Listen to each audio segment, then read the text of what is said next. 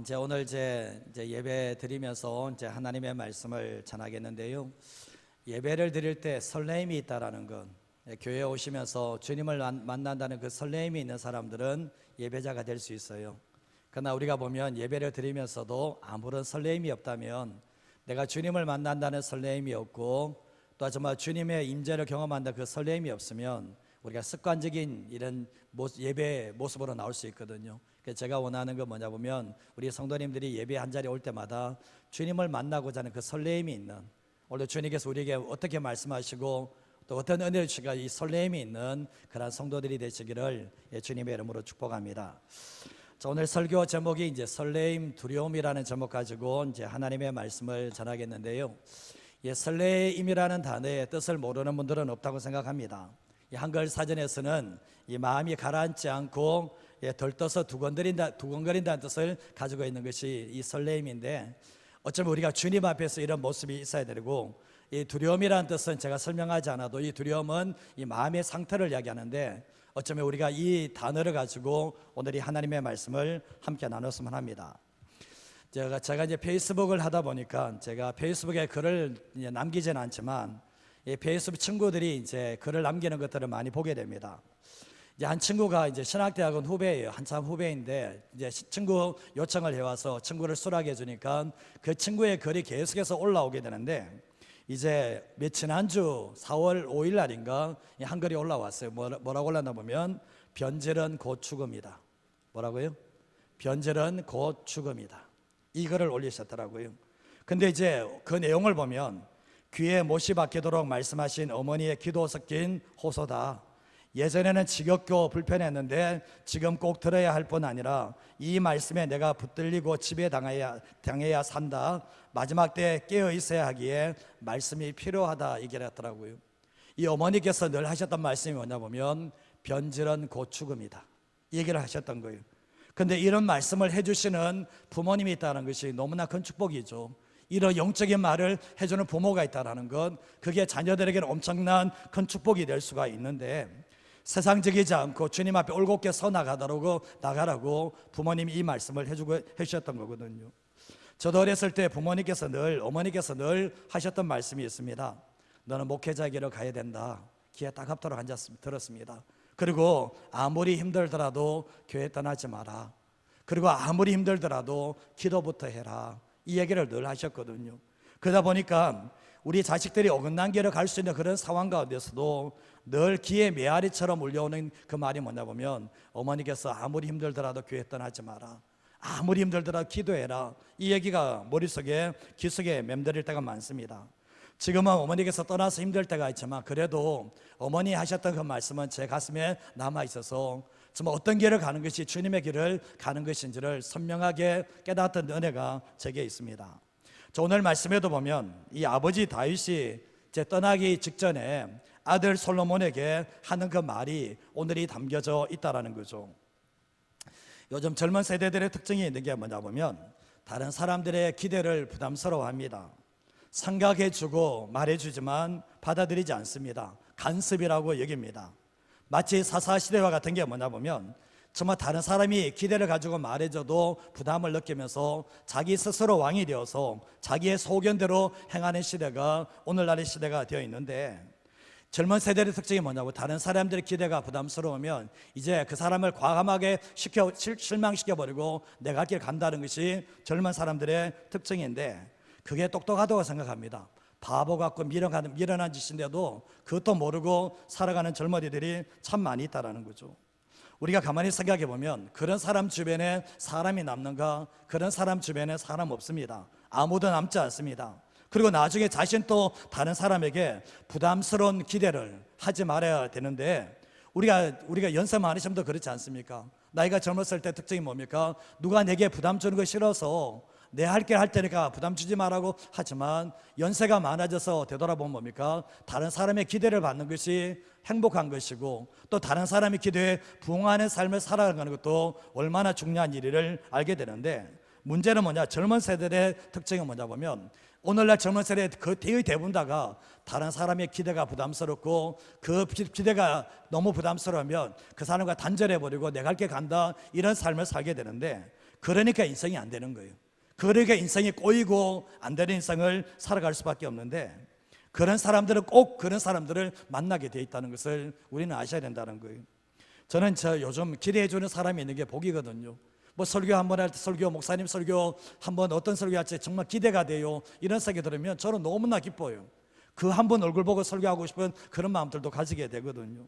저도 이제 목회자이기 때문에 성도들에 대해 기대하는 바를 이야기할 때가 있습니다. 근데 듣지 않으려고 해요. 어떤 사람들은 들으려고 하는데 어떤 사람은 듣지 않으려고 한 사람이 많은데, 어떤 때는 제가 신방을 다니면서 그분을 위해서 아무리 부담스러워도 하나님의 기대를 그분에게 말씀을 해드리면 참 감사하게도 대부분의 성도들이 받아들여 준다는 것이 너무나 감사할 때가 많습니다.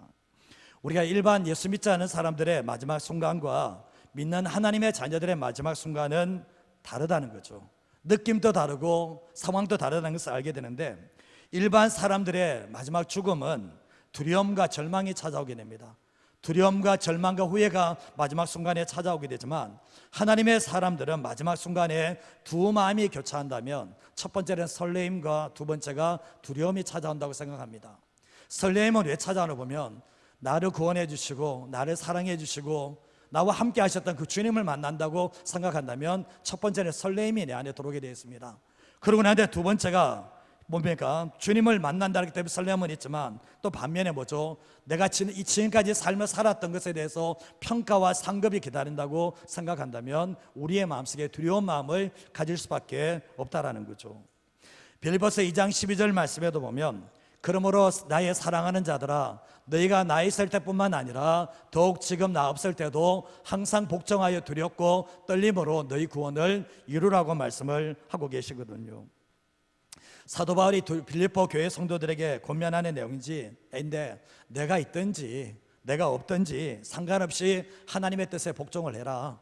그리고 더 나아가서 두렵고 떨림으로 너희의 구원을 이루어가라고 말씀하는데, 내가 구원받았으니까, 내가 하나님의 자녀가 됐으니까, 천국 가게 됐으니까 마음이 안심하지 말고, 마음이 편안하게 그렇게 하지 말고 두렵고 떨림으로 너희 구원을 마지막까지 이루어가라고 말씀을 하고 있는 겁니다.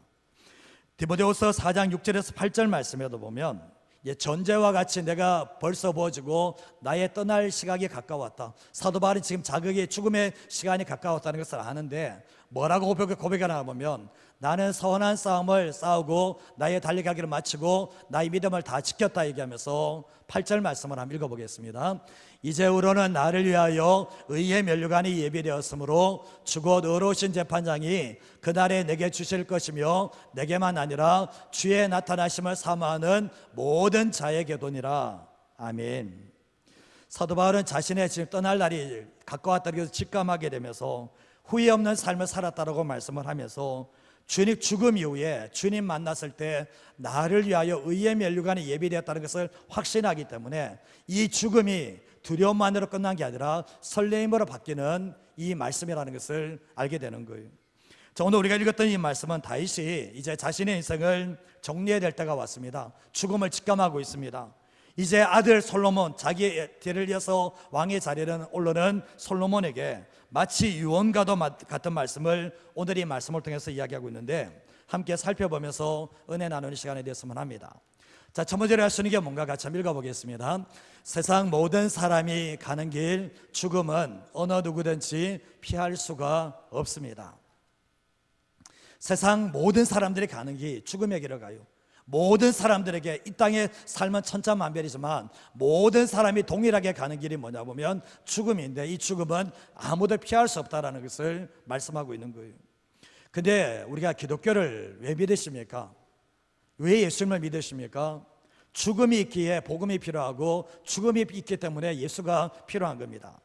인간의 죽음은 죄 때문에 왔습니다. 창세기 말씀에 인간의 죽음은 죄 때문에 왔는데, 죄가 없다면 죽음도 없습니다.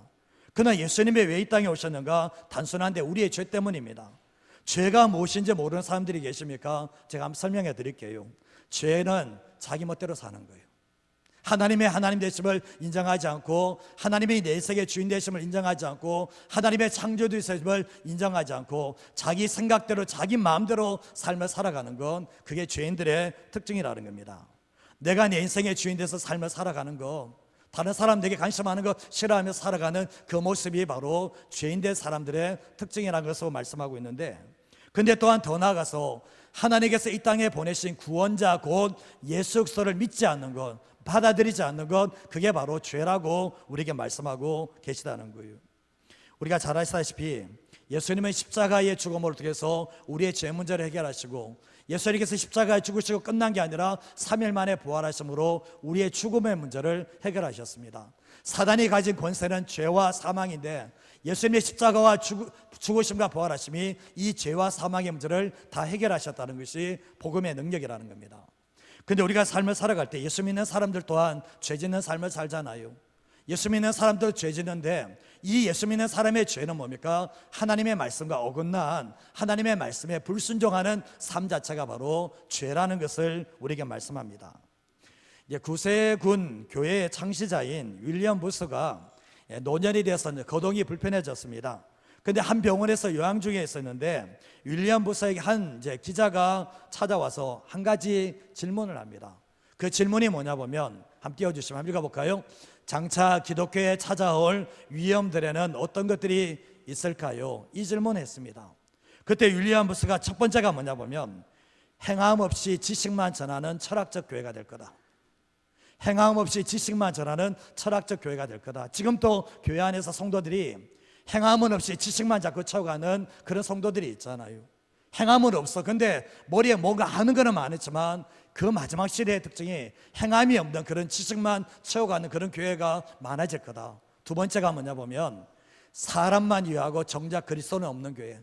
사람 사랑한다, 사람 위한다 이야기하지만 정작 예수 그리스도를 빠져버리는 이런 교회 모습이 나타날 수 있고, 세 번째가 뭐냐 보면 지옥 없는 천국을 말하는 당근만 있는 교회. 지옥에 대해서 설교하지 않고 계속해서 천국에 대해서만 얘기를 한다라는 거예요. 그러니까 뭡니까? 죄에 대해서 이야기하지 않고 정말 이 사망에 대해서, 지옥에 대해서 이야기하지 않는다면 천국은 그 사람에게는 그림의 떡과 뜻에 불과하다는 것입니다.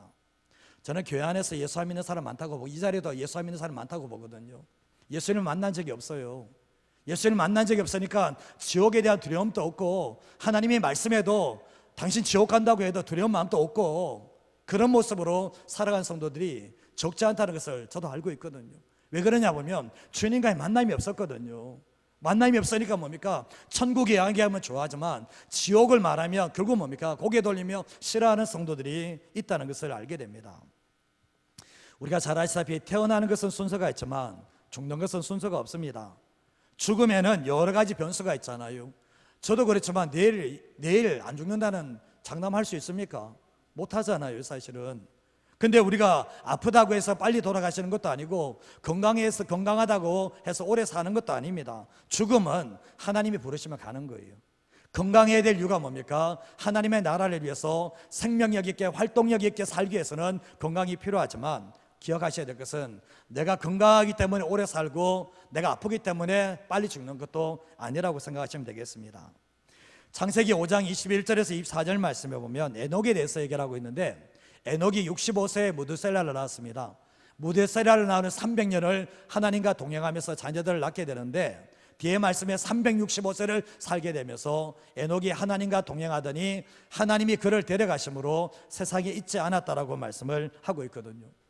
죽음을 경험하지 않고 하나님께 불림을 받았던 사람이 바로 에녹인데, 이 창세기 5장에서는 이 특징이 있는데 뭐냐 보면, 자녀를 낳고 몇 살 살다가 죽었다, 자녀 낳고 몇 살 더 살다가 죽었다. 이게 창세기 5장의 흐름입니다. 이 땅의 대부분의 사람들의 특징이 뭐냐 보면, 이 땅에 태어나서 결혼해서 자녀 낳고 몇 년 살다가 죽었다. 이게 하나님 보실 때는 기억할 게 없는 거예요. 너는 자녀 낳고 삶을 살다가, 생존의 삶을 살다가 죽었다. 하나님은 더 이상 기억할 게 없는 인생이 되지만, 오늘의 말씀에 이 에녹이라는 사람은 어떻습니까? 한 가지 특징이 뭡니까? 하나님과 동행했다는 거예요. 동행했다. 우리가 사람들과도 동행하는 게 참 중요하잖아요. 결혼하는 이유도 뭡니까? 동행이잖아요. 근데 이 에녹은 뭡니까? 하나님과 동행하는 삶을 살다가 부르심을 받게 되었는데, 죽음은 동일하지만 세상에서 어떻게 살다가 어떻게 죽느냐는 너무나 중요하다는 것을 이 에녹의 삶을 통해서 보게 되는 거예요. 히브리서 9장 27절과 28절 말씀 같이 한번 읽어보겠습니다. 한번 죽는 것은 사람에게 정해진 것이요 그 후에는 심판이 있으리니 이와 같이 그리스도도 많은 사람의 죄를 담당하시려고 단번에 들이신 바 되셨고 구원에 이르게 하기 위하여 죄와 상관없이 자기를 바라는 자들에게 두 번째 나타나시리라. 아멘. 이 말씀을 예수 믿는 사람은 자주 묵상하셔야 돼요. 자주 묵상하셔야 되는데 한 번 죽는 것은 사람에게 정해진 거다. 그러면 나 또한 이 죽는 것은 내게도 정해진 거다 얘기하면서 죽음이 끝이 아니라 그 위에는 심판이 있다라고 말씀을 하고 있는 거예요. 근데 한 번 죽는 것은 사람에게 정해진 것이라는 것을 말씀을 묵상하게 되면 나의 죽음을 준비하게 되어 있습니다.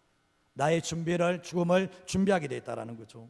세상은 영원히 살 것이 아니고 나그네 인생이고 영원한 본향은 예수 믿는 사람에게는 영원한 천국이라는 것을 알게 되는데 죽음은 반드시 찾아오게 되어 있고 죽음은 끝이 아니라 심판이 기다린다는 것을 우리에게 말씀하고 계시죠. 예수님이 이 땅에 죄 때문에 오셨잖아요. 예수님이 죄 때문에 십자가에 죽으셨잖아요. 근데 예수님의 초림은 우리의 구원을 위해서 오셨지만 예수님의 재림은 심판에 주러 오신다는 것을 분명하게 말씀을 하고 계십니다. 그때 예수 믿는 사람들과 믿지 않은 사람들의 심판은 확연하게 완전히 다르다는 것을 분명하게 말씀하고 계시다는 거예요. 요한계시록 14장 12절에서 13절 말씀을 보시면 성도들의 인내가 여기 있나니 그들은 하나님의 계명과 예수에 대한 믿음을 지키는 자니라. 또 내가 들이 하늘에서 음성이 나서 이르되 기록하라. 지금 이후로 주 안에서 죽는 자들은 복이 있도다 하시매 성령이 이르시되 그러하다 그들이 수고를 거치고 시리니 이는 그들의 행한 일이 따름이라 라고 말씀을 하셨습니다. 우리가 이 마지막 시대에 성도들의 인내가 필요합니다. 인내가 필요하지 않습니까? 근데 왜 인내가 필요하나 보면 하나님의 계명과 예수에 대한 믿음을 지키기 위해서는, 앞으로 좀 띄워주세요. 하나님의 계명과 정말 예수에 대한 믿음을 지키기 위해서는 인내가 필요한데 14절, 13절 말씀에 하시는 말씀이 뭐냐 보면 지금 이후로 주 안에서 죽는 자들은 복이 있다라고 말씀하시는데 이걸 자꾸 이렇게 해석을 합니다. 예수 믿고 죽으면 복이 있다. 성경에서 그렇게 얘기하는 거 아니에요. 예수 믿고 죽은 자들이 복이 있다고 그렇게 이야기하는 게 아니고요. 성경에서 그런 얘기가 안 나와요. 여기에서 주 안에서 죽은 자들의 복이 있다라고 얘기했는데 주 안에서라는 게 뭡니까? 앞구절에 나왔잖아요. 하나님의 계명과 정말 예수에 대한 믿음을 끝까지 고난 가운데서 정말 지켜내면서 끝까지 주님 안에서 이쪽에 몸부림쳤던 그 사람들이 죽음이 복되다라고 말씀을 하고 있는 거거든요.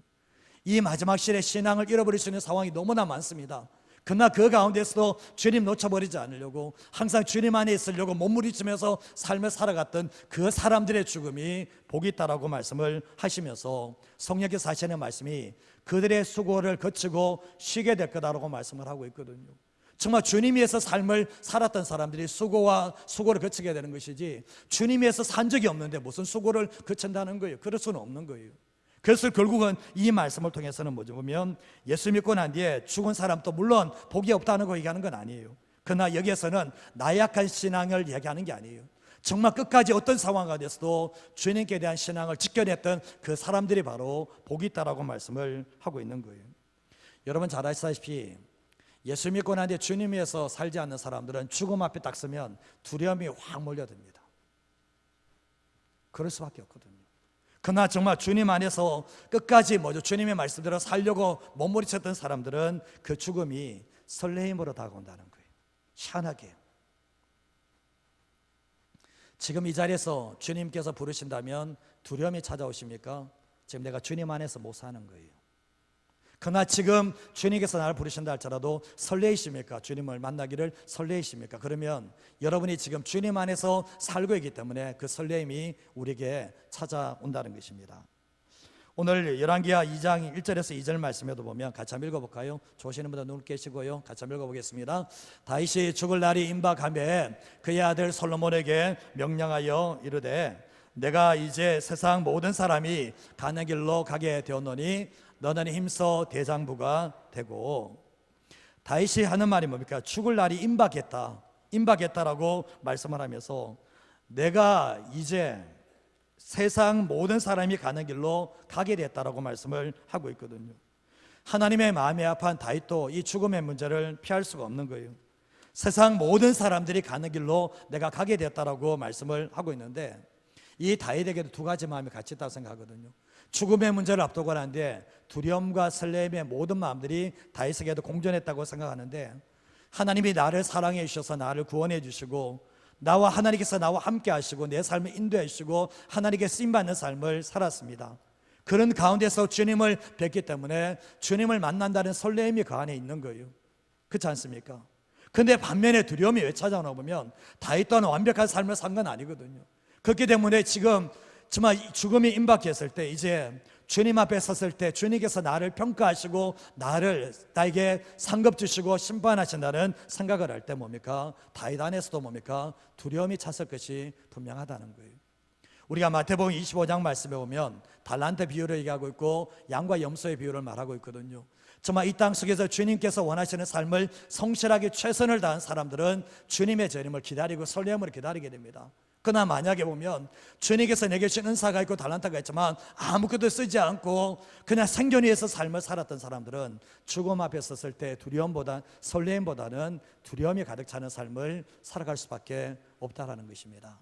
사랑하는 여러분, 우리가 삶을 살아갈 때 영적으로 깨어 있어야 될 이유가 뭐냐 보면, 우리에게 죽음은 한 걸음 한 걸음씩, 예수님의 재림은 한 걸음씩 한 걸음씩 더 가까이 오기 때문에 우리가 주님이 이 땅에 오실 때 그래도 설렘으로 맞이하려면 주님 안에서 위에서 살아가셔야 되고, 주님 앞에 섰을 때 나를 어떻게 평가하실 거라 생각한다면 이 땅 속에서도 두렵과 떨림으로 살아갈 수 있는 저와 여러분의 삶이 되시기를 주님의 이름으로 축복드립니다. 두 번째로 하시는 게 뭔가 같이 한번 읽어보겠습니다. 하나님의 사람은 두려워하지 말고 마음을 강하고 담대히 해야 합니다. 세상 사람들도 그렇겠지만 특별히 하나님의 사람들은 세상 속에 살아가면서 상황과 사람 두려워하지 말고 마음을 강하고 담대하게 먹으면서 살아가셔야 됩니다. 우리가 보면 이제 앞에 사람이 너무 잘하면 뒤에 사람은 참 부담스럽거든요. 근데 차라리 앞에 사람이 못하면 뒤에 사람은 좀 덜 부담스럽습니다. 뭔 얘기 아시겠죠? 직장 들어갔는데 앞에 사람이 너무 잘해놨어. 그러면 뒤에 같은 사람은 그 이상으로 하지 않으면 아무런 티가 안 나거든요. 근데 앞에 사람이 너무 못해놓으면 뭡니까? 뒤에 사람이 조금만 잘해도 뭡니까? 티가 날 수가 있는 거잖아요. 그리고 또한 우리가 처음 가는 길은 누구나 할 것이 두렵고 떨리게 됩니다. 우리가 보면 처음 가는 길, 오늘 보면 솔로몬도 처음 왕의 자리에 올라가는 것은 처음 자리는 뭡니까? 다 두렵고 떨리다는 거예요. 특별히 보면 낮은 자리가 아니라 높은 자리에 올라가게 되면 다른 사람들의 시선과 기대가 부담되는 것도 사실인데, 여기서 이렇게 하시면 안 되고 다른 사람의 기대와 부담이 준다 할지라도 마음을 강하게 먹고 살아가셔야 된다는 거예요. 마음을 굳게 붙잡아야 된다는 것을 알게 됩니다. 저도 이제 제가 첫 교육 전도사 시절 할 때 생각이 났는데, 제가 1997년 12월 27일 날 교육전사로 부임을 했거든요. 서울에 있는 이제 강북제일교회 부임을 하게 되었는데, 이제 거기에 가서 이제 앞에 사역자가 감사하게도 잘 안 했어. 참 감사하게도 앞에 사역자가 사역을 잘한 사역자가 아니었어요. 가니까 지금 애들이 없어요. 애들이 막 다 떠난 상태에서 가게 되었는데, 참 첫 이미지가 참 중요한데, 제가 선배분들 우리 누님에게도 들었고 그러겠지만 가서 기도를 많이 해라. 그래서 그렇게 얘기하더라고. 그래서 첫 이제 교사 이제 부임하고 난 뒤에 첫 이제 금요일 날 기도회 때 교사들 다 남아라 그래서 이제 교사 기도했는데 무릎을 꿇고 딱 2시간만 기도했습니다. 찬송 하나 부르고 그냥 기도만 딱 2시간 했거든요. 딱 하니까 무릎에 이제 반응이 오죠, 그죠? 교사들이 이미 이제 지치고 막 힘들어하는 모습 보지만 첫 했을 때 뭐냐 보면 기도를 무릎 꿇고 딱 2시간만 딱 하고 딱 일어났는데, 그때부터 이제 교사들이 제게 뭐 영역이 없다든둥 뭐 이런 얘기 안 하는 거예요, 사실은. 근데 그때 제가 다른 사람의 조언을 참 많이 구했습니다. 왜냐하면 제가 한 번도 해본 적이 없으니까. 교사하다가 교육전도사 하니까 책임을 져야 되니까 도움을 받게 되었거든요. 그러나 어느 정도의 시간이 지나니까 뭐냐 보면 제 안에 두려움과 불안함이 사라지는 것이 있었는데, 제가 막 교육전도사 간데 제가 두려워서 잘 못하겠습니다 이런 말 할 수 있습니까? 못하잖아요. 내 마음은 두려울 때 할지라도 저는 강하게 나가야 될 그런 상황이었거든요. 제가 교회에 부임했을 때도 마찬가지입니다. 하나님 앞에서는 여전히 두렵고 떨리는 것은 사실입니다. 지금도 그렇습니다. 그러나 강하고 담대하게 하는 거죠. 왜냐하면 보면 제가 지금까지 훈련받았던 시간들도 있지만 결국은 뭐냐, 제가 흔들리고 제가 약해지면 그 교회가 힘들어지는 상황이 있기 때문에 마음을 되잡고 할 때가 참 많이 있거든요. 보면 잘 아시다시피 제가 담대하지 않으면 하나님 중심의 교회가 아니라 사람 중심의 교회가 된다는 것을 알기 때문에 저는 제 마음을 다스리면서 하나님께 서게 됩니다. 잠언 4장 23절 말씀에도 보면 모든 지킬 만한 것 중에 더욱 뭘 지키라고요? 내 마음을 지켜라. 생명의 근원이 이에서 난다라고 말씀합니다. 우리가 믿는 사람들도 호랑이 굴에 잡혀 들어가도 정신만 차리면 된다 이런 얘기 하잖아요. 그러나 예수 믿는 사람들은 그런 게 아니라 우리의 지킬 만한 것이 많은데 거기에서 가장 중요한 게 뭐냐? 돈이 아니고 우리의 마음을 지켜야 된다라고 말씀을 하고 있는 거예요. 생명의 근원이 여기서 난다라고 말씀하는데 모세의 뒤를 이어서 여호수아가 지도자가 되었을 때 하나님이 직접 하신 말씀입니다. 여호수아 1장 6절에 7절 말씀이 1장 6절에 보면 강하고 담대하라. 7절 말씀에도 넘어가 보면 오직 강하고 극히 담대하라 얘기하고 있죠. 9절 말씀에도 보면 내가 내게 명령한 것이 아니냐, 강하고 담대하라, 두려워하지 말고 놀라지 말라, 내가 어디로 가든지 내 하나님 여호와가 너와 함께한다 하면서 계속해서 3번씩이나 반복하는 게 뭡니까? 강하고 담대해라. 근데 여호수아의 마음은 뭡니까? 수많은 전쟁을 치러봤지만 지금 모세의 뒤를 이어서 지도자가 된다는 것도 부담스럽고 사람들의 기대도 부담스럽고, 그러나 뭡니까? 하나님이 하시는 말씀은 부담스러워하지 말고 두려워하지도 말고 강하고 담대하라고 주님이 계속해서 위로하시는 말씀을 보게 되는 겁니다. 이 정도면 어떻게 됩니까? 여호수아가 마음을 잡아야 되는 거예요. 아, 하나님이 나와 함께 하시는구나. 그래서 자기의 마음을 잡아서 강하고 담대하게 해야 된다는 것을 알게 됩니다. 메시지 성경에서는 오늘 열왕기상 2장 1절에서 2절 말씀 이렇게 되어 있는데 한번 읽어보겠습니다. 다윗은 죽을 날이 가까워져 아들 솔몬에게 당부했다. 나는 곧 세상 모든 사람이 가는 길로 가겠지만 너는 굳세어서 내가 어떤 사람인지 보여주어야 한다. 조금 더 이해가 쉽죠, 그죠? 나는 세상 사람들이 가는 길을 가지만 너는 굳세어서 네가 어떤 사람인지 보여줘라. 약해 빠져서 아무것도 못하는 강하고 두려워하는 그런 존재가 아니라 강하고 담대한 너의 모습을 보여줘라고 말씀을 하고 있거든요. 개역 개정판에서는 힘써 대장부가 되라고 권면을 하고 있습니다. 아버지 다윗이 솔로몬이 얼마나 걱정이 되겠습니까? 자신은 산전수전 다 겪으면서 연단과 훈련을 다 겪으면서 여기 왔기 때문에 사람 두려워하지 않고 환경 두려워하지 않지만 지금 왕의 자리에 올라가는 이 솔로몬은 온실 속에 화초와 같이 자랐거든요. 그러니까 마음속에 두려워하는 마음도 가지고 약한 마음도 가지고 있었는데 결국 뭡니까? 이 솔로몬이 이 자리에 올라간 것도 자기가 잘나서 올라간 게 아니고 뭡니까? 아버지의 후광을 입고 이 자리에 올라가게 된 거잖아요. 그때 이 아버지가 했던 말이 두려워하지 마라. 내가 마음을 굳세게 붙잡아서 너가 어떤 사람이 보여줘야 된다. 정말 너의 마음을 지키지 않으면 안 된다라고 분명히 권면하는 모습을 보게 된다는 거예요. 디모데후서 1장 7절 말씀에도 보면 하나님이 우리에게 주신 것은 뭐죠? 두려워하는 마음이 아니요. 하나님은 우리가 상황에 사람에 두려워하는 마음을 주신 적이 없다라는 거예요. 하나님께서 두려워하는 마음을 가지는 것 주님이 좋아하지 않는다라고 말씀을 하고 계시죠. 그리고 요한복음 16장 33절 말씀에도 보면 이것을 너에게 이르는 것은 너희로 내 안에서 평안을 누리게 하려 함이라. 세상에서는 너희가 환난을 당하나 담대하라. 내가 세상을 이겼다라고 말씀합니다. 예수님이 십자가에 죽습니다. 죽게 됐는데 죽을 지게 때가 다 됐는데 제자들 마음속에 두려움이 가득 차왔던 거죠. 그때 주님이 하시는 말씀입니까? 너희 마음에 평안이 임하도록 해야 되고, 그리고 환난 당하지만 담대해라. 주눅들지도 말고 약한 모습 보이지도 말고 강하고 담대하라. 내가 이긴 것처럼 너희도 이기게 될 거라고 말씀을 하고 있습니다. 우리가 디모데후서 2장 1절 말씀을 한번 읽어볼까요? 같이 읽겠습니다. 내 아들아, 그러므로 너는 그리스도 예수 안에 있는 은혜 가운데서 강하고. 사도 바울이 믿음 안에서 아들 된 디모데에게 내 아들아, 내 아들아, 그러므로 너는 그리스도 예수 안에 있는 은혜 가운데서 강해져라고 말씀을 하고 있거든요. 이 디모데가 얼마나 유약한 사람인지, 얼마나 마음이 어린 사람인지 몰라요. 그때 사도 바울이 너가 사역의 길을 걸어가려면 정말 너는 그리스도 예수 안에 있는 은혜 가운데서 강해져라고 말씀을 하고 있는 거예요. 저는 보면 이게 교회 안에서 강한 사람이 두 종류가 있거든요. 은혜 속에서 강한 사람들이 있어요. 은혜 속에서 강한 사람들. 은혜를 받으면 우리의 심령이 하나님 앞에 부드러워짐과 동시에 은혜를 받으면 상당히 강해져요. 사람과 환경 그거에 대해서 주눅들지 않아요.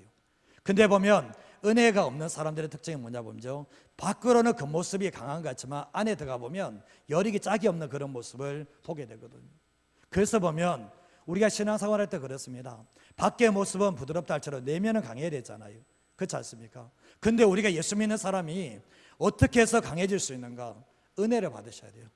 그래서 예수 안에 있는 은혜가 우리 안에게 넘쳐날 때 그 은혜가 우리를 강하게 만드는 하나님의 역사가 있는데, 그래서 예수 믿는 사람이 은혜가 해답이라는 게 뭐냐 보면 은혜를 받게 되면 내가 세상 속에서도 환경 속에서도 두려워하지 않고 끝까지 강하고 담대하게 살아갈 수 있는 하나님의 사람이 될 수가 있습니다. 저는 예수 믿는 사람이 약해 빠지면 안 돼요. 예수 믿는 사람이 두려워 빠져가지고 상황 오면 환경 오면 두려워가지고 어쩔 줄 모르는, 그거는 주님이 원하시는 마음이 아니라는 거죠. 그래서 저는 우리 성도님들이 날마다 은혜의 보좌 앞에, 때를 따라 은혜를 주는 보좌 앞에 나감으로 말미암아 세상이 정말 거센 파도처럼 내게 몰려온다 할지라도 그 은혜로 말미암아 그것을 뛰어넘을 수 있는, 그 가운데서도 별일 없다라고 말할 수 있는 하나님의 사람이 되기를 간절히 소원합니다. 저는 교회 안에서 사람은 안 두려워요. 저는 사람은 안 두려워요. 교회는 제가 성도들의 사랑은 하지만 성도들이 어떤 말을 해도 두렵지는 않아요. 이 상황도 그렇습니다. 왜냐하면 제가 지금까지 왔던 게 뭐냐 보면 저도 여력이 짝이 없는 사람이지만 하나님의 은혜를 받으면 받을수록 하나님 앞에서 늘 겸손하지만 사람 앞에서는 결국 뭐냐 보면 강하고 담대하게 가는 것이 하나님께서 내게 원하시는 뜻이라는 것을 알기 때문에 그렇게 사람에게 끌려다니거나 이런 건 안 합니다. 여러분의 삶 가운데도 마찬가지입니다.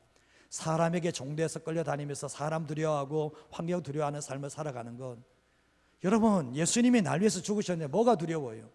예수님께서 나에게 생명 주셨는데 뭐가 그렇게 주눅 들고 살아가는 거예요? 그런 삶을 살아가는 게 아니라 예수 믿는 사람은 어깨 펴고 사셔야 돼요. 예수님 나 사랑하시는데, 예수님께서 날 위해 생명 주시고 나에게 모든 걸 주셨는데 뭐가 두렵고 뭐가 주눅 드는 거예요? 그런 삶을 살아갈 때 하나님께서 우리를 통해서 일하신다는 것을 잊어버리지 마시고 살아가시길 바랍니다. 얼마나 이 다윗이 아들 솔로몬이 걱정되었으면 이런 말을 하겠습니까? 너의 마음 굳세게 붙잡아라. 약한 모습 보이지 마라. 정말 백성들이 너 다 보고 있는데 절절매는 모습 보이지 말고 너 마음을 지키라고 했던 것처럼 우리가 삶을 살아갈 때도 세상 속에 두려운 일이 있을 때도 하나님께 기도하시면서 세상 앞에서 사람들 앞에서 강하고 담대한 모습으로 살아갈 수 있는 우리 모든 성도 되시기를 주님의 이름으로 축복합니다. 한 가지만 더 말씀을 드리겠습니다. 같이 읽겠습니다. 자리에 연연하지 말고 말씀을 붙잡고 마음을 다해 하나님을 섬겨야 합니다. 자리에 연연하지 말고 말씀을 붙잡고 마음을 다해 하나님을 섬기셔야 됩니다. 존 맥스웰 목사님이 리더가 알아야 할 7가지 키워드에 대해서 얘기했는데 이 책에 이런 얘기가 있습니다. 한번 읽어볼까요? 리더십은 자리를 사랑하는 것이 아니라 영혼들을 사랑해야 한다. 리더십은 자리를 사랑하는 게 아니라 영혼들을 사랑해야 된다 얘기하고 있거든요. 지금 국회의원 되는 사람들이 영혼들을 사랑해서 그 자리에 된 겁니까? 자기 자리 사랑하는 겁니까? 정말 국민들이 자신들의 영혼을 사랑하는 지도자는 못 알아봅니까? 영혼을 사랑하는 사람인가? 아니면 자기 사랑하기 위해서 정말 백성들에게 지금 이거 하고 있는지 모르지 않잖아요. 국민들도 지금 이번에 투표했을 때 정말 어떤 마음을 가지고 있는지 국민들 다 그 마음을 다 표현하고 있거든요. 그 윤석열 대통령도 마찬가지예요. 그 자리 사랑하는 게 아니라 국민을 사랑해야 되거든요. 그렇지 않습니까? 반응이 왜 이러십니까? 제가 그런 거예요. 자기 자리에 연연하는 게 아니라 정말 국민들을 어떻게 하면 사랑할 수 있을까 고민하는 게 리더자가 된다는 것을 알게 되는데, 자, 우리가 보면 예수 믿는 사람은 좀 달라요. 예수 믿는 사람의 리더십은 영혼들을 사랑하는 게 2차적인 문제예요. 주님 사랑하는 게 1번이에요. 주님 사랑하는 가운데서 영혼 사랑해야 되지만 영혼을 사랑한다고 하면서 주님의 눈밖에 나는 행동을 해서는 안 된다는 것을 알게 되는데, 이 솔로몬이 보면 왕의 자리에 올랐잖아요. 근데 다윗이 뭘 원하는 겁니까? 너의 자리를 사랑하지 말라는 거예요. 너의 자리에 연연하지 말고 너가 말씀을 사랑하고 주님을 사랑하고 주님의 말씀에 순종하면 너 인생 실패하지 않는다는 거예요. 그 기본 진리를 지금 가르치고 있는 거예요. 예, 분당에 분당 우리 교회 목사님께서 유튜브에 보면 나와요. 목회가 뭐냐라고 얘기했을 때, 목회는 개는 짖어도 기차는 간다. 이게 목회라는 거예요. 개는 짖어도 기차는 간다. 이찬수 목사님이 이런 까지 공개를 했는데요. 근데 이찬수 목사님 목회하시면서 얼마나 그 자리에 있으면 이런저런 소리 많이 들리겠습니까? 이거 마음에 안 든다, 저거 마음에 안 든다, 이런 소리 들리잖아요. 근데 거기에 다 반응할 수는 없는 거 아니에요. 사람 말 무시하겠다는 거 아니에요. 사람 사랑하지 않겠다는 것도 아니에요. 문제가 뭐냐 보면 사람 얘기 다 듣고는 못한다는 거죠. 하나님의 말씀 붙잡고 하나님의 뜻이 맞으면 간다는 거예요. 그러면 결국은 뭐죠? 하나님이 인정하시는 사역이 될 수가 있다는 거예요. 우리가 신앙생활할 때 하나님은 중요한 것은 반복에 또 반복을 하세요. 성경 보시면 맨날 보면 반복되는 게 있거든요. 그게 하나님께서 중요하게 여기시는 거거든요. 그게 뭡니까? 주님 사랑해야 된다. 하나님의 말씀 가까이 해야 된다. 하나님의 말씀에 순종하는 삶을 살아라. 이거 성경에 처음부터 끝까지 이거 내용 아닙니까? 주님은 이 말씀만 하는 거잖아요. 하나님 앞에 신실하게 삶을 살았던 사람이 한결같은 모습이 오늘 본문에 나오지만 하나님 사랑해야 된다. 말씀 가까이 해야 된다. 말씀에 순종해야 된다. 모릅니까 이거? 주님은 뭡니까? 결국은 뭐죠? 예수 믿는 사람들은 결국은 똑같은 거예요, 사실은. 예수 믿는 사람들의 인생의 승패는 실력에서 나는 거 아닙니다. 좋은 대학교 나왔다고 해서 잘 되는 것도 아니고, 나쁜 대학에 안 나왔다고 해서 나쁜 대학에 나왔다고 해서 안 되는 것도 아니고, 예수 믿는 사람들의 승패는 하나님에 의해서 결정되지 그 사람의 실력에서 결정되지 않습니다. 요셉의 인생이 그렇지 않습니까? 죄수 생활하며 정말 이렇게 노예 생활하며 13년을 보냈습니다. 한순간에 바울의 총독까지 뛰어오르는데 요셉의 인생을 바꾼 것은 실력이 아니라 하나님이십니다. 다윗의 인통은 마찬가지죠. 목동 생활하면서 혼자 거와 같이 지냈습니다. 근데 그 목동을 왕으로 세우신 분이 누굽니까? 하나님이 하신 거 아니에요. 하나님 사랑하고 말씀 사랑하고 주님의 말씀에 순종하는 이 다윗을 통해서 하나님이 통치하셨다는 것을 말씀을 통해서 보게 되는 거예요. 역대상 29장 11절에서 12절 말씀을 보시면 여호와의 위대하심과 권능과 영광과 승리와 위엄이 다 주께 속하였다. 천지에 있는 것이 모든 것이 다 주님의 것이다. 여호와의 주권, 이 땅을 다스리는 주권도 하나님이 가지고 계시고 주님의 만물의 머리가 되신다. 12절 말씀에도 부하기가 주님께로 말미암고 주는 만물의 주제가 돼서 손에 권세와 능력이 있는데 모든 사람을 크게 하심과 강하게 하심이 다 주의 손에 있다. 그러면 한마디로 얘기하면 모든 것이 다 주님에게 있다는 거예요. 모든 것이 다 주님에게 있다는 것을 선명하게 말씀을 하고 계시는 거예요. 사람을 크게 하신 것도 강하게 하신 것도 하나님의 손에 있다라고 분명히 말씀을 하고 계시다는 거예요. 신명기 6장 3절에서 6절 말씀에도 보면 이스라엘아 듣고 삼가 그것을 행하라고 했죠. 삼가 말씀을 듣고 행하라고 하는데 말씀을 듣고 행하면 복을 받고 내가 크게 번성하게 될 거다라고 말죠. 4절 말씀에도 보면 이스라엘아 들으라 우리 하나님 여호와는 오직 유일한 여호와시니 너는 마음을 다하고 뜻을 다하고 힘을 다하여 내 하나님을 여호와를 사랑하라. 거래하지 말고 이용하지 말고 사랑하라고 말씀하고 있죠. 그러면서 뒤에 말씀에도 오늘 내가 내게 명하는 이 말씀을 너는 마음에 새겨라고 말씀을 하고 있습니다. 우리가 가만히 생각해 보시면 사랑하면 그 사람의 말을 듣게 되어 있거든요. 사랑하면 그 말씀을 내 가슴에 새기게 되어 있거든요. 여러분 사랑하는 사람들의 말은 함부로 듣지 않아요. 그 말을 새기게 되어 있어요. 우리가 주님을 사랑한다는 게 뭡니까? 주님을 사랑하는 사람들은 주님이 하신 말씀을 한 귀로 듣고 한 귀로 흘려버리는 게 아니라 그 말씀을 내 가슴에 내 마음에 새기는 사람이 주님을 사랑하는 사람이라는 것을 알게 되는 거예요. 가만히 한번 되돌아보십시오. 한 주 동안 말씀을 보지 않습니다. 가까이 하지 않습니다. 한 주 동안 말씀을 가지고 실험해보지도 않습니다. 하나님의 뜻이 무엇인지 실험해보지도 않습니다. 참 놀랍게도 하나님의 말씀을 가까이 하는 사람들은 하나님이 나를 얼마나 사랑하시는지를 알게 되어 있어요. 하나님의 말씀을 가까이 하지 않으니까 내 인생 홀로 가는 것 같은 느낌, 내 인생 이 광야길을 혼자 가는 느낌을 받게 되거든요. 하나님이 나를 사랑하셔서 내 삶을 인도한다기보다는 내 인생에 아무도 도와줄 사람 없을 그런 느낌을 받는 게 뭐냐 보면 그 사람은 하나님의 말씀을 가까이 하지 않아요. 하나님 사랑하지 않아요. 그러니까 인생 주님과 함께 동행하는 삶을 살아가지 못한다는 것을 알게 되는 거예요. 잊지 마십시오. 하나님을 사랑한다는 것은 그분의 말씀을 가까이 하고 그분의 말씀을 사랑하고 새기는 것이 하나님을 사랑하는 방법이라고 말씀하는 거예요.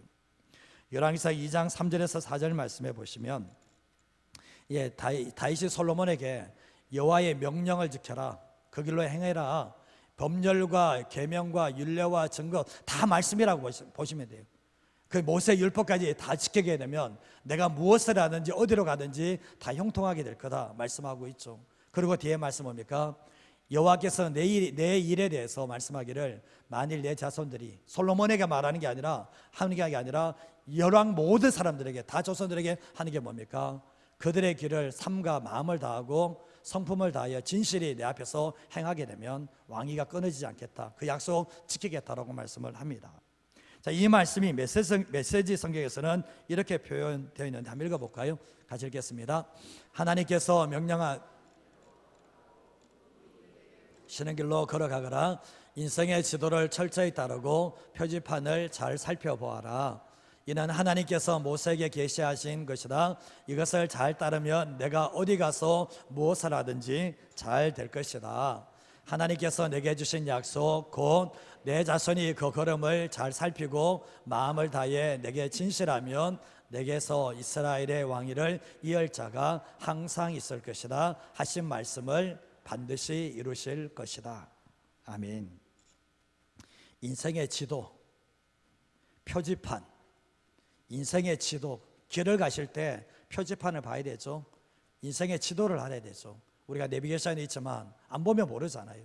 우리 인생길 걸어갈 때 그분이 내게 보이는 신으로 걸어가야 되는데, 그러려면 어떻게 해야 되냐면 인생의 지도가 말씀이고 인생의 표지판이 말씀이라는 거예요. 예수 믿는 사람들은 세상 사람들의 가치관과 인생만 가지고 살아가지 않아요. 그렇게 살아가면 실패해요. 예수 믿는 사람들은 내 인생의 지도가 말씀이고 내 인생의 표지판이 말씀이라는 걸 잘 살펴봐야 되는 거죠. 잘 살펴보게 되면 거기에서 결국 뭡니까? 우리의 인생을 축복하게 되는데, 뒤에 말씀해 보면 내가 하나님의 말씀을 지키면 하나님께서도 내게 하신 말씀을 지키게 되지만, 내가 하나님의 말씀을 지키지 않으면 하나님께서 내게 하신 말씀도 지키지 않습니다. 왜 예수 믿는 사람들이 그렇게 불행한 삶을 살죠? 하나님의 말씀을 지켰는데 그렇게 주님이 그렇게 만들어줍니까? 그거 아니죠. 예수님을 믿었다고는 말하지만 하나님을 지도와 표지판을 보지 않고 자기 멋대로 가는데 주님이 그 사람에게 약속을 지켜주겠습니까? 아니요. 주님이 그렇게 하지 않습니다. 그래서 이 땅 속에서 진짜 하나님의 복을 받고 하나님의 함께 하심을 누리는 사람들은 인생의 표지판과 인생의 이 정말 이렇게 지도를 정확하게 따라가는 사람들이 하나님의 복을 받을 수 있다는 것을 분명하게 말씀하고 계시다는 거예요. 이 열왕기 상하를 보시면 이스라엘의 역대 왕이 나오는데, 북이스라엘과 남유다의 역대 왕들이 나오는데 두 가지 길로 이 압축을 합니다. 첫 번째가 다윗의 길, 두 번째가 여로보암의 길, 이 두 가지로 나옵니다. 저희 역대 왕들 중에, 유다 왕들 중에 정말 신실하게 주님을 섬기고 말씀에 순종하고 영혼들을 사랑하면서 다스린 사람들은 다윗의 길로 갔다 얘기를 하고 있고, 정말 우상 숭배하고 불순종하며 자기 멋대로 삶을 살았던 사람들은 여로보암의 길을, 북이스라엘의 왕 여로보암의 길을 갔다라고 얘기하는데, 이 기준점이에요. 기준점. 근데 오늘날 기준이 좀 필요하지 않습니까? 다윗이 솔로몬에게 기준을 정해주잖아요. 너 자리 사랑하지 마라. 너 자리 연연하지 마라. 너 말씀 지키고 주님 사랑하고 순종하는 삶을 살면 주님이 지켜준다. 이 말씀을 하고 있잖아요. 그렇지 않습니까? 다윗이 그런 삶을 살았고, 다윗도 완벽하지 않습니다. 다윗이 어떻게 했습니까? 정말 바세바를 정말 이렇게 범하고 난 뒤에 충신 우리아를 죽여버렸습니다. 그리고 또 나중에 보면 인구조사를 하게 되죠. 이 옆에서 인구조사 하지 말라고, 이 인구조사하는 마음속에서는 하나님의 은혜에 대한 감사가 아니라 교만된 마음이 들어와 있었거든요. 교만됨, 내가 얼마나 많이 이루었는가, 내가 얼마나 많이 이런 교만된 마음 가지고 했을 때 결국 뭡니까? 그것 때문에 정말 이스라엘 백성들에게 죽임을 당하는 그런 사람들이 일어나게 되었거든요. 그러나 이 다윗은 이 두 가지 외에는, 이 두 가지는 회개함으로 용서를 받았잖아요. 그러나 나머지 모든 삶 속에서는 어렸을 때부터 뭡니까? 주님 사랑하고 하나님의 말씀 사랑하고 주님의 말씀에 순종한 길을 걸어가기 때문에 결국 뭡니까? 이 죽음 앞에서도 설렘의 마음을 가지고 있었고, 그리고 죽음 앞에서도 뭡니까? 하나님께서 자기에게 주신 그 상급을 기대하면서 부르심을 받았다는 것을 알게 되는 거예요. 우리가 이제 시편 119편 165절 말씀을 한번 읽어볼까요? 같이 읽겠습니다. 주의 법을 사랑하는 자에게는 큰 평안이 있으니 그들에게 장애물이 없으리이다. 주의 법을 사랑하는 자에게는 마음에 뭐가 있다고요? 그냥 평안이 아니고 뭐죠? 큰 평안이 있다는 거예요. 그리고 그들의 인생길에는 뭐가 없다고요? 장애물이 없다는 거예요. 하나님이 장애물을 다 치워줘요. 우리의 인생이 원래 그렇거든요. 다 장애물이 있는 인생이거든요. 다 가시덤불과 같은 인생을 사는데 우리가 주님의 말씀을 사랑하고 주님을 사랑하고 순종하는 삶을 살아갈 때 주님은 내 마음에 평안을 주시고 내 삶의 장애물을 치워주셔서 아침에 일어나 보면 장애물이 없는 거예요. 어제까지만 있었던 것 같은데 없어지는 이런 역사들이 왜 오는가? 우리가 주님의 법을 사랑할 때 나타나는 특징이라고 말씀하고 있는 거예요. 마지막 구절입니다. 사도행전 20장 31절과 32절 같이 한번 읽어보겠습니다. 그러므로 여러분이 일깨어 내가 3년이나 밤낮 쉬지 않고 눈물로 각 사람을 훈계하던 것을 기억하라. 지금 내가 여러분을 주와 및 그 은혜의 말씀에 부탁하노니 그 말씀이 여러분을 능히 든든히 세우사 거룩하게 하심을 입은 모든 자 가운데 기업이 있게 하시리라. 아멘. 사도 바울이 에베소 장로들을 불러 모았습니다. 그러면서 하는 말이 내가 일깨어서 3년 동안 밤낮 쉬지 않고 눈물로 각 사람을 훈계하던 것을 기억하라고 하는데 무엇을 가지고 훈계했습니까? 하나님의 말씀 가지고 훈계한 거거든요. 주의 복음 가지고 훈계를 했거든요. 그러면서 사도 바울이 뭐라고 합니까? 지금 내가 여러분을 주와 및 은혜의 말씀에 부탁을 합니다. 그 말씀이 여러분을 능히 든든히 세우고 기업 있게 해줄 겁니다 라고 얘기를 하고 있거든요. 여기에서 주와 및 은혜의 말씀은, 주와 은혜의 말씀은 동격이에요. 내 인생을 주님께 맡긴다, 주님께 맡긴다 말만 하지 마시고요, 주님께 맡긴다는 것은 은혜의 말씀께 맡기는 인생이 주님께 자기 인생을 맡기는 거예요. 하나님의 말씀에게, 하나님의 말씀을 모르고 하나님의 말씀을 내가 묵상하지 않고 하나님의 말씀대로 따라가지 않는데 내 인생을 주님께 맡긴다고요? 그건 거짓말이에요. 그거 아니에요. 사도 바울은 주와 및 은혜의 말씀은 같다라고 했거든요. 그러면 뭐죠? 우리가 내가 주님께 내 인생을 맡깁니다. 그거는 뭡니까? 은혜의 말씀에 내 인생을 맡깁니다. 이거와 똑같다라는 거예요. 그래서 예수 믿는 사람이 하나님의 말씀과 어긋나게 되면 그 사람은 아무리 주님을 사랑한다고 해도, 아무리 주님의 길을 간다고 해도 갈 수가 없다라는 것을 분명하게 말씀하는데, 에베소 장로들을 모아놓고 너희들이 정말 교회에서 함께할 때 성도들에게 이 말을 전해주라. 정말 주와 및 그 은혜의 말씀께 너희들의 인생을 부탁한다. 그 얘기를 고백하는 모습을 보게 된다는 거죠. 사랑하는 여러분, 솔로몬이 지금 가야 될 길인데 이 아버지 입장에서 뭐라고 합니까? 말씀해 보면 이 솔로몬이 어쩌면 들떴 마음이 있겠죠. 자기도 왕의 자리에 올라가니까 두려움도 있지만 들떴 마음이 있지만 가라앉히라는 거예요. 가라앉히고 너 자리 사랑하지 말고 자리에 연연하지 말고. 정말 어쩌면 이 솔로몬도 아버지의 못난 모습 많이 봤잖아요.